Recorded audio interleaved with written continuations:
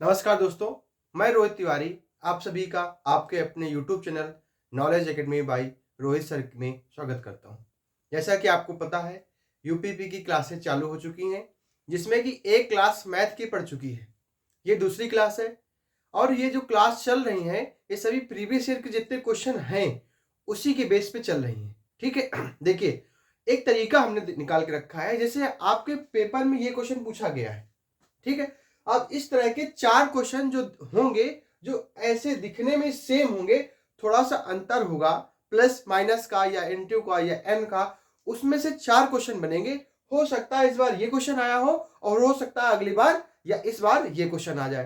तो जैसे एक क्वेश्चन ये है, एक क्वेश्चन ये है, तो इसके हम लोग तरीके बताएंगे कि एक क्वेश्चन से हम 4 ऐसे क्वेश्चन को और कैसे सॉल्व कर सकते हैं। देखिए, यदि आपको ये वीडियो पसंद आता है तो और अच्छा लगता है तो आप इस वीडियो को लाइक जरूर करें और चैनल को सब्सक्राइब करें। आपसे विनम्र निवेदन है कि जितने ज़्यादा आप सब्सक्राइब करेंगे और अगर आपने बेल आइकन को दबाया हुआ है, तो जैसे आपके पास क्लास जब जैसे अपलोड होगी क्लास और आपके पास वो वीडियो उपलब्ध हो जाएगा। इसलिए आप चैनल को सब्सक्राइब जरूर करें। देखिए, हम लोग आते हैं पहले क्वेश्चन से, समय को खराब नहीं करते हैं, डायरेक्ट हम लोग क्वेश्चन पे आते हैं क्योंकि चर्चा तो होती रहेगी। ठीक है? देखिए, पहला क्वेश्चन कह रहा है अंडर रूट के अंदर 12 इंटू 12 इंटू 12 इंटू 12, मतलब अंडर रूट के अंदर चला लेकिन कहां तक है? इन्फिनाइट तक है, मतलब अनंत तक है। ठीक है? पहले इसका सोल्यूशन निकाल लेते हैं। देखिए क्या होता है कि जब भी आपको इन्फिनाइट तक दे रखा हो और इनटू में हो, इन्फिनाइट तक हो और इनटू में हो, तो हमारा जो आंसर यहाँ पे ये 12 है, इसकी जगह में मान लो हम ए रख देते हैं, तो वही हमारा आंसर हो जाता है, मतलब 12 आंसर हो जाएगा, मतलब यही सेम हो जाएगा। देखो कैसे, अगर हम इस इक्वेशन को x मान लें, इसको x मान लें और अंडर रूट के अंदर ये 12 चल रहा है। ठीक है? मतलब अनंत तक चल रहा है। ठीक है?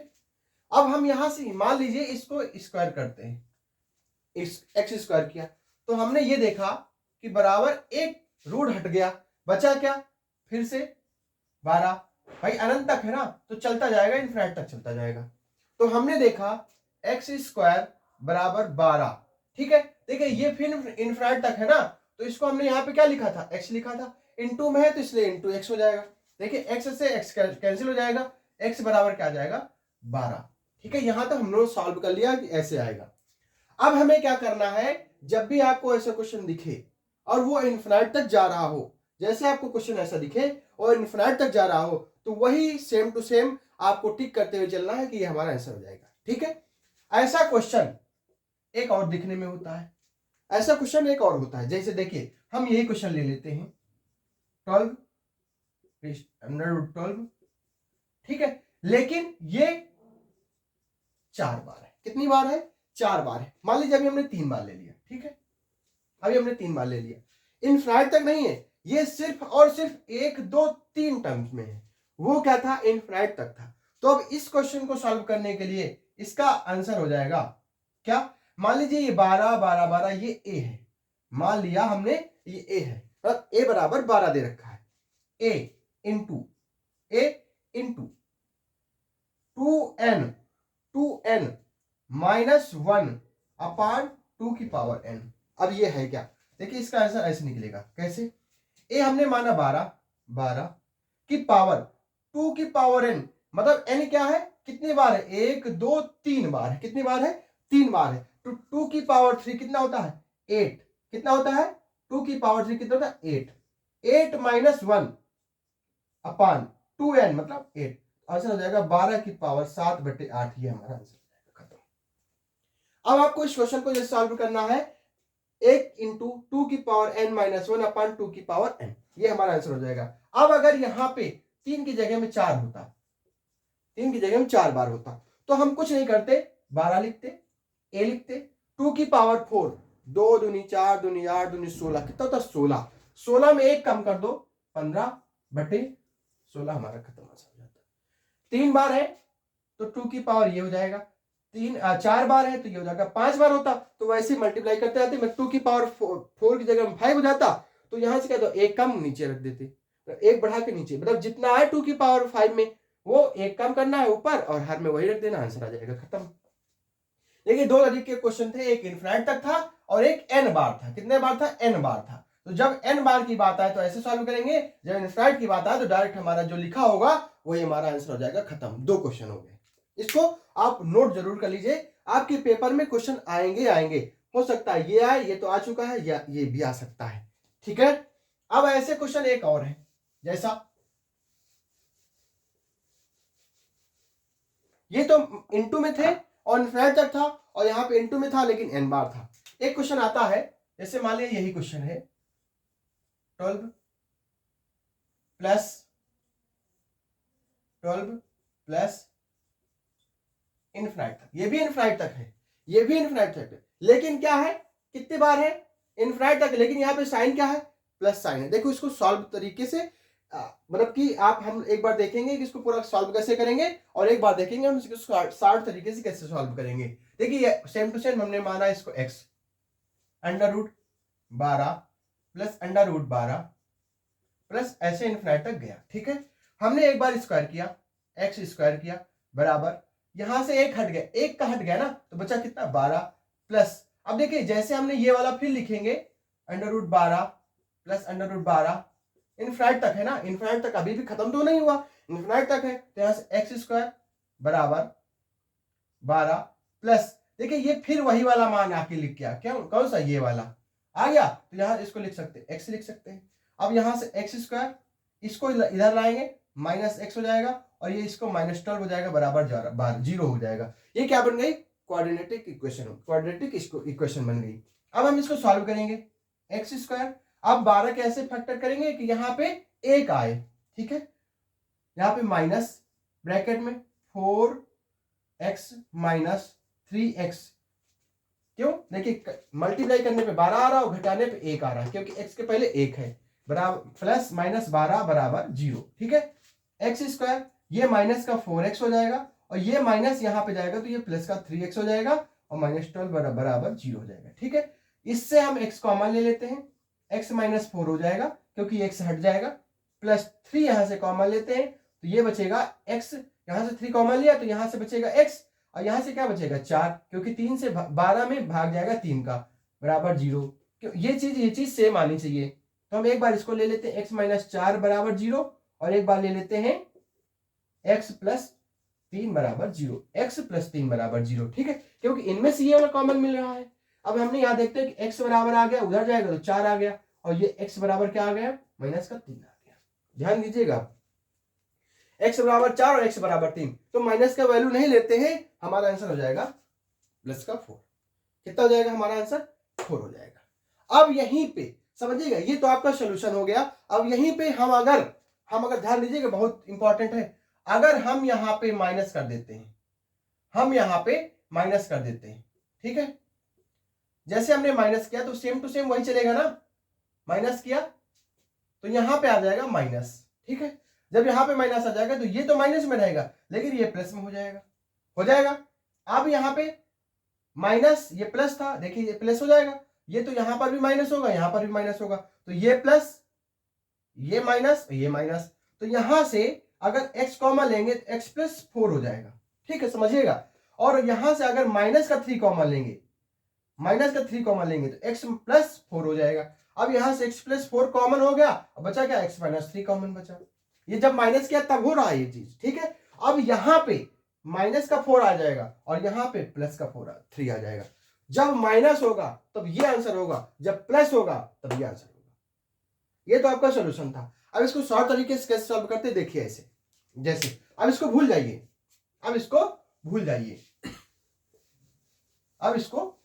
आप, क्योंकि ऐसे सॉल्व करना नहीं है आपको पेपर में, बस हमने एक तरीका बताया। ठीक है, अगर यहां पे प्लस है, ठीक, अब 12 के ऐसे फैक्टर करो कि जिनका अंतर फैक्टर भी हो जाए और अंतर 1 का हो। हमने देखा 4 × 3, हमने देखा 4 × 3 12 भी हो रहा है, और उनका अंतर कितने का है? 1 का है।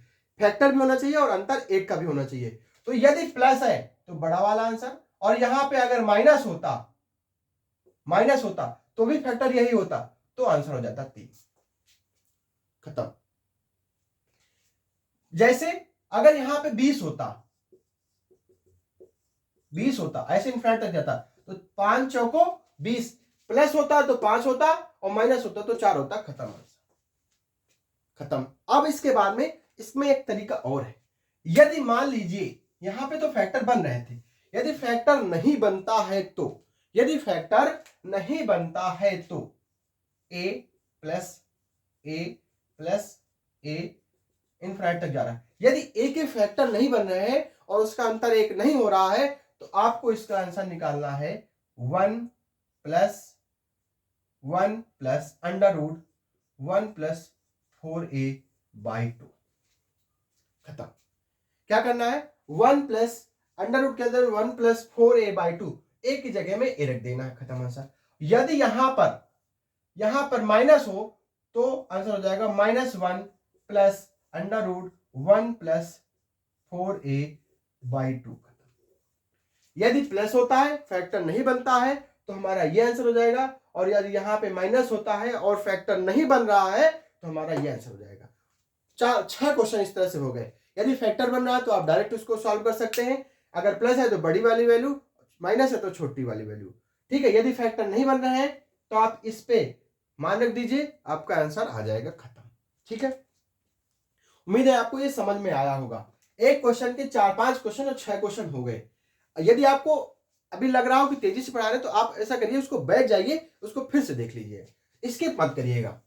ठीक है। यदि आप स्किप करके देखेंगे तो आपको नुकसान होगा, आपका नुकसान होगा। पेपर में यही क्वेश्चन आएंगे। यूपी कांस्टेबल का पेपर है, यूपीएसआई का पेपर नहीं है।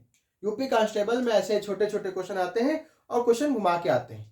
जो छोटे क्वेश्चन आपको दिखेंगे लेकिन वही आप गलत करके आएंगे। क्यों? क्योंकि इनफिनाइट और एन नहीं देख पाएंगे, प्लस और माइनस नहीं देख पाएंगे। ठीक है। अगला क्वेश्चन, दूसरा क्वेश्चन कह रहा है a प्लस, समझिएगा, a प्लस 1/a = 3। तो a² प्लस 1/a² का मान पूछा है। समझिएगा, इसका तरीका पूरा बता देंगे कैसे सॉल्व करना है, लेकिन पहले समझते हैं कि आया कैसे, मतलब ये आएगा कैसे।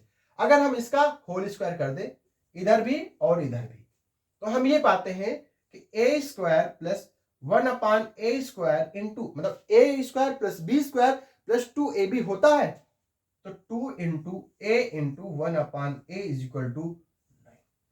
किसी को कोई समस्या नहीं होनी चाहिए। a से a कैंसिल हो गया, a² प्लस 1/a² बराबर आ गया 9 माइनस, ये 2 उधर जाएगा, 2 यहां जाएगा, a² प्लस 1/a² बराबर हो जाएगा 7। क्या आंसर में है 7? ये हमारा आंसर हो जाएगा। ठीक है। अब यहां समझने की जरूरत है, यदि आपको ऐसा कुछ दिखे, यहां पे आपको ऐसा कुछ दिखे, या a प्लस 1/a बराबर दे रखा x, तो a² प्लस 1/a² का मान हो जाएगा x² माइनस 2। आपको ये करना है, बाकी कुछ भी ये सॉल्व नहीं करना है। जहां आपको ये दिखे a प्लस 1/a बराबर x, a² प्लस 1/a² का मान पूछा है, तो आपको कुछ नहीं किया, इसका स्क्वायर करना, 2 घटा देना, खत्म आंसर। इसका आंसर खत्म। दूसरी बात मैं इसको रफ कर दूं। दूसरी बात, यदि आपसे कहा जाए a माइनस 1/a बराबर x, ये प्लस था, तो यहां से a² प्लस 1/a² का मान पूछा है, तो आपको क्या करना, x² प्लस 2 कर देना है। खत्म। अगर आपसे ये कहा है तो ये करना है, x² माइनस 2 करना है, और यहां पे a माइनस 1/a बोले और यहां पे कुछ वैल्यू दे रखा है, तो इसके स्क्वायर कर देना है, प्लस 2 कर देना है, आंसर हमारा आ जाएगा। ये सब कुछ सॉल्व नहीं करना है, सही, कुछ भी सॉल्व नहीं करना है। ठीक है। ये तो हमारा आंसर हो जाएगा इसका। ठीक है। अब अगर यहां पे एक क्वेश्चन और कह दे, क्या कह दे, देखिएगा, समझिएगा। यहां पे कह दे a प्लस 1/a = 3, मान लीजिए यही क्वेश्चन ले लेते हैं। ठीक है।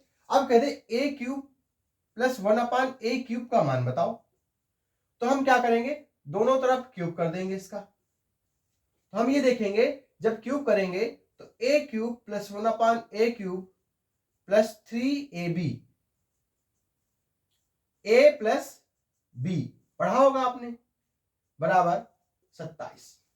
a से a कैंसिल हो गया, a³ प्लस 1/a³ = देखिए ये 3 ये a प्लस 1/a क्या दे रखा था, क्या दे रखा था, 3 दे रखा था, क्या दे रखा था, 3 दे रखा था, 3 इसका मान इंटू 3 इज इक्वल टू 27।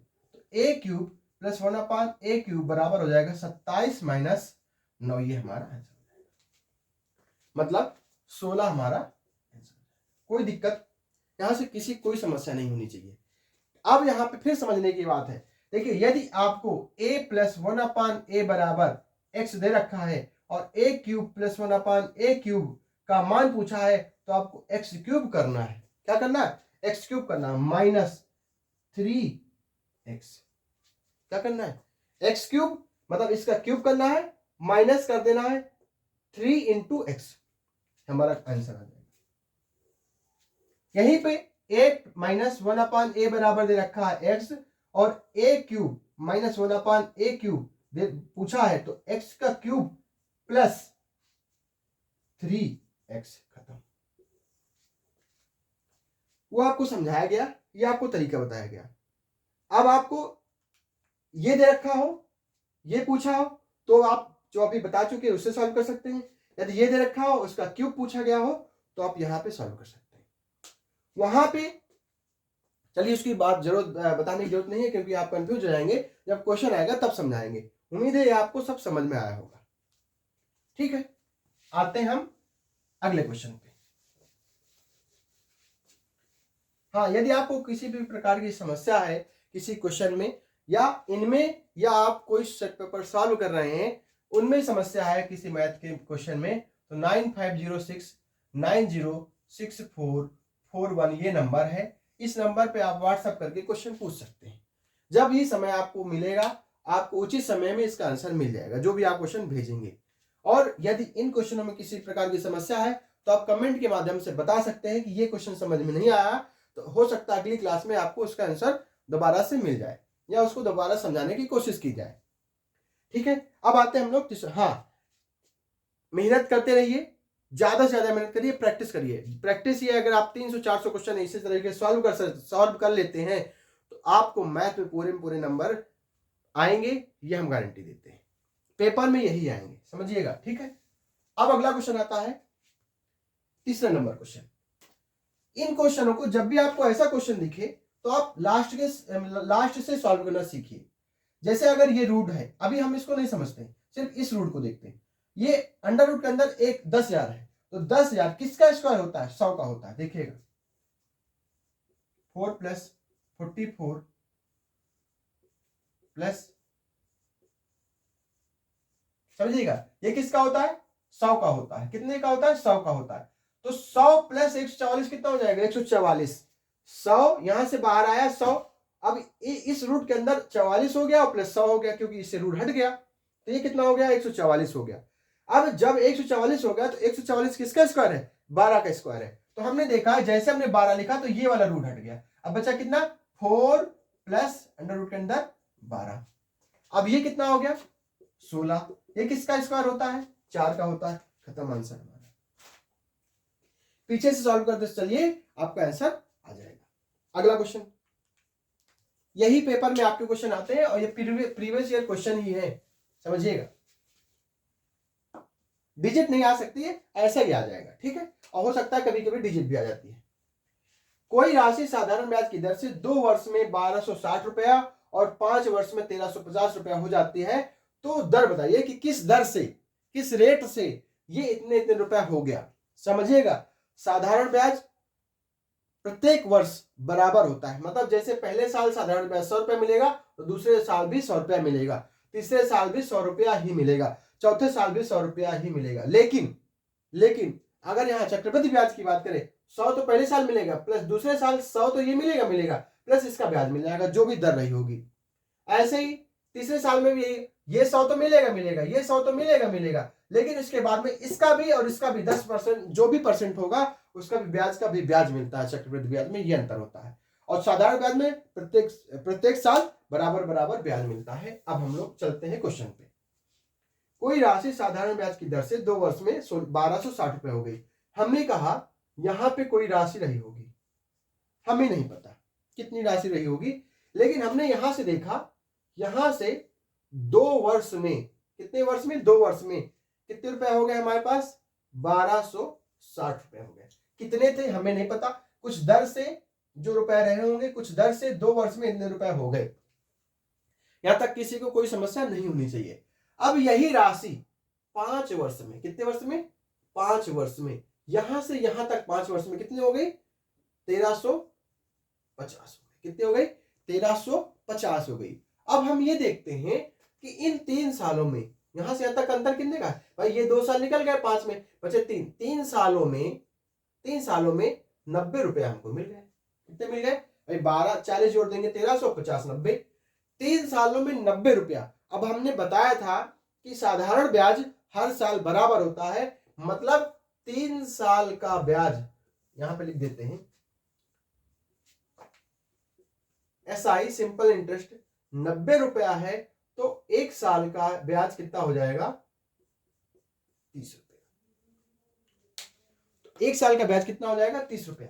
अब यहां पे ये समझिए, इन यहां से यहां तक 2 साल हो गए थे, इसका मतलब यहां से यहां तक का ब्याज कितना रहा होगा? 1 साल का 30 रुपया है, तो 2 साल का कितना रहा होगा? 60 रुपया ब्याज रहा होगा। इसका मतलब 60 रुपया जुड़ने के बाद 1260 हुआ है। इसका मतलब हमारे पास रुपए कितने रहे होंगे? 1200 रहे होंगे। अब यहां से यहां तक किसी कोई समस्या नहीं होनी चाहिए। अब यहां पे पता चल गया मूलधन हमारा आ गया, पी आ गया हमारा, प्रिंसिपल आ गया हमारा 1200 रुपया। अब आपने सीखा होगा एसआई बराबर PRT अपॉन 100। हम अभी इसको यही बताएंगे, क्योंकि यदि हम शॉर्ट तरीका बताने लगेंगे तो आप कंफ्यूज हो जाएंगे। क्यों? क्योंकि आप यूपीपी की तैयारी कर रहे हैं, हो सकता है कुछ लोग होंगे इनमें से जो देख रहे होंगे, वो बहुत अच्छी मैथ उनको आती होगी, तो उनको इससे सॉल्व करने की जरूरत नहीं है। उसका तरीका हम लोग अलग से बताएंगे, अभी यहाँ पे नहीं बताएंगे। देखिए आप लोग अभी सब लोग बस पढ़ते रहिए, यही ले गए यहाँ पे, वो भी कोई अंतर नहीं है, बस वो अलग तरीका है, शॉर्ट तरीका, कुछ नहीं है। एसआई हमने देखा कि 1 साल का एसआई 30 रुपया है, एसआई की जगह हम 30 रख दिया। प्रिंसिपल हमें मिल गया 1200। दर हमें बतानी है, पूछा है दर ज्ञात करें, रेट होता है, समय 1 साल का है, क्योंकि ब्याज कितने का? 1 है, 1 साल का समय ब्याज रखा है, बटे 100, 0 से 0 कैंसिल। देखिए अब यहां से आर बराबर आ गया, ये इधर जाएगा, 30 बटे 12 बराबर हो जाएगा 2.5%। खत्म। सॉल्व करेंगे तो 2.5% कहां पर आंसर। यहां पे किसी को कोई समस्या नहीं आनी चाहिए। देखिए 12 दूनी 24, 12 पंचे 60, 30 हो गया, खत्म। यहां पे कितना रुपया था हमें पता नहीं, 2 वर्ष में इतना हो गया, 5 वर्ष में इतना हो गया, तो 3 वर्ष का ब्याज आ गया 90 रुपया, तो 1 वर्ष का ब्याज 30 रुपया। यहां तक समस्या नहीं होनी चाहिए। अब यहां से 2 वर्ष का ब्याज मिलके 1260 हुआ था, तो हमारे पास प्रिंसिपल कितना रहा होगा? 1200 रहा होगा। अब 1 साल का ब्याज 30 रुपया, 1200 रुपए पर दर बताइए, बटे 100, खत्म। 4 नंबर क्वेश्चन हो गया। अब 5वां नंबर क्वेश्चन बहुत अच्छा क्वेश्चन है, समझिएगा। आपको लग रहा हो, देखिए हमारे पास ऐसा कुछ नहीं है जो हम क्लिक करें और क्वेश्चन आ जाए और हम उसको आंसर बता दें, ऐसा हमारे पास नहीं है। हमारे पास यही ऐसा ही बोर्ड है, हम ऐसे लिख लिख के आपको पढ़ाएंगे, लेकिन कोशिश करेंगे कि आपको ज्यादा से ज्यादा क्वेश्चन और ज्यादा से ज्यादा अच्छे तरीके से समझाएं, और आपका जो बेसिक है बेसिक तरीके से समझाने की कोशिश करें, क्योंकि शॉर्टकट आपको आती होगी नो डाउट, लेकिन हम लोग अभी शॉर्टकट पे नहीं जाएंगे। क्यों? क्योंकि हमारे पास पुलिस के एग्जाम में बहुत समय मिलता है, मैथ के क्वेश्चन 30, 35 से 40 ही होते हैं। ठीक है, आते हैं हम लोग। ABC की वर्तमान उम्र का योग 90 वर्ष है। 3 लोग थे, 3 लोग मतलब A plus B plus C, 3 लोग थे, तीनों की उम्र जोड़ दी गई तो उनका योग हो गया 90 वर्ष। ये कितने के थे हमें पता नहीं, ये कितने थे हमें पता नहीं, ये कितने के थे हमें पता नहीं, लेकिन कुछ इनकी एज रही होगी। इन तीनों की एज को हमने जोड़ दिया तो हमने देखा कि कुल 90 साल इनकी उम्र हो गई जोड़ने के बाद। अब इनके अनुपात दे रखा है, क्या दे रखा? 6 वर्ष पहले, 6 वर्ष पहले उनका अनुपात दे रखा था ABC का, क्या दे रखा था?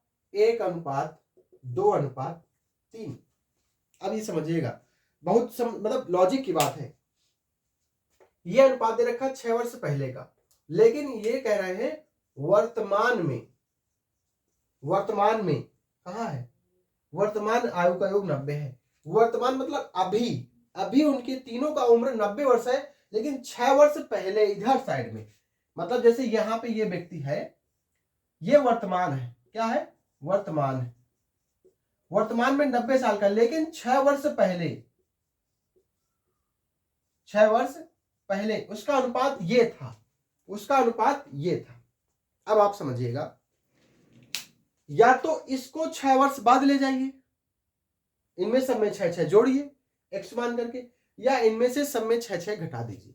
समझिएगा, फिर से यहाँ पे बता मैं तब कि अभी सिर्फ आप कुछ भी सब कुछ भूल जाइए, सिर्फ मेरी बात सुनिए। हमने कहा हम 2 लोग थे, हम ए थे, वो एक व्यक्ति दूसरा था बी था, हम 20 साल के थे और वो भी 20 साल का था। तो 5 वर्ष के बाद, अभी हमारी उम्र दोनों की मिलाकर के 40 वर्ष है, 5 वर्ष के बाद हम दोनों की उम्र का योग कितना हो जाएगा? तो कुछ लोग कहेंगे 20 + 20 40 और 5 जुड़ जाएंगे 45। गलत है भाई, हम भी 5 वर्ष बढ़ेंगे और वो भी 5 वर्ष बढ़ेगा। ऐसा नहीं है कि हम अकेले ही 5 वर्ष बढ़ जाएंगे, मतलब मेरी भी 5 वर्ष के बाद मेरी उम्र 25 वर्ष होगी और उसकी भी 25 वर्ष उम्र होगी, तो दोनों की उम्र हो जाएगी 25 + 25 50, मतलब 5 वर्ष के बाद दोनों की उम्र हो जाएगी 50 वर्ष। अगर यहाँ पे 3 लोग होते, एक 10 साल का, दूसरा 10 साल का, तीसरा 10 साल का, या जो भी आप 10 15 20 मान लीजिए, अभी हम 10 करके मानते हैं, तो 5 वर्ष के बाद उनकी उम्र का योग कितना हो जाएगा? देखिए 5 वर्ष के बाद ए भी 15 वर्ष का हो जाएगा, बी भी 15 वर्ष का हो जाएगा और सी भी 15 वर्ष का हो जाएगा, तो कितने हो जाएंगे? 45 वर्ष हो जाएंगे। लेकिन पहले क्या था? 30 वर्ष थे, तो तीनों की बराबर बराबर बढ़ेगी। ठीक है, यहां पे हम एक काम करते हैं, इसको भी 6 वर्ष पहले ले आते हैं, इनको भी 6 वर्ष पहले ले आते हैं, 6 वर्ष पहले, 6 वर्ष पहले। तो अभी वर्तमान में तीनों की उम्र 90 है, लेकिन 6 वर्ष पहले कितनी हो जाएगी? 90 माइनस 6 इसकी कम, 6 इसकी कम, 6 इसकी कम, कितनी कम? 18। कितनी कम? 18 कम, तो इनकी हो जाएगी 72। कितनी हो जाएगी? 72। अब हम देखते हैं कि इनकी उम्र 6 वर्ष पहले 72 है और इनका 6 वर्ष पहले अनुपात कितना था? 1:2:3। इसका मतलब 3 2 5 1 6 वर्ष के थे। कितने के थे? 6 वर्ष के थे, तब 6 का था। और यहाँ पे 6 वर्ष पहले कितना है? 72। x बराबर कितना आ जाएगा? 12। जब x बराबर 12 आ जाएगा, हमने यहाँ पे x सभी को माना है, यहाँ पे सभी को हमने x माना है, तो x बराबर 12। तो अब कह रहा है कि c की वर्तमान उम्र, c की वर्तमान उम्र, तो c की 6 वर्ष पहले उम्र आ जाएगी 12 × 3 = 36। कितनी हो जाएगी? 36। लेकिन कह रहा है वर्तमान में बताइए, तो वर्तमान में हो जाएगी भाई 6 कम करी थी ना, 36 + 6 = 42। खत्म है 42 ऑप्शन में।